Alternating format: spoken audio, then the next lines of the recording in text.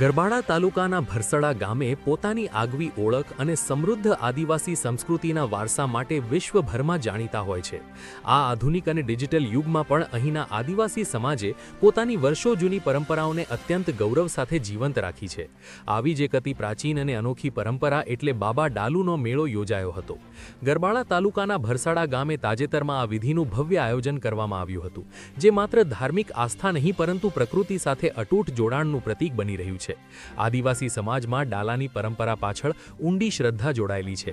ભરસડાના ગ્રામજનોએ પોતાની લીધેલી બાધા માનતા પૂર્ણ કરવા તેમજ ગામમાં સુખ શાંતિ જળવાઈ રહે, પશુ પંખીઓને સુરક્ષિત રહે અને આગામી ચોમાસામાં ખેતી માટે સારો વરસાદ થાય તે હેતુથી ભગવાન ઇન્દ્રની વિશેષ પૂજા અર્ચના કરતા હોય છે।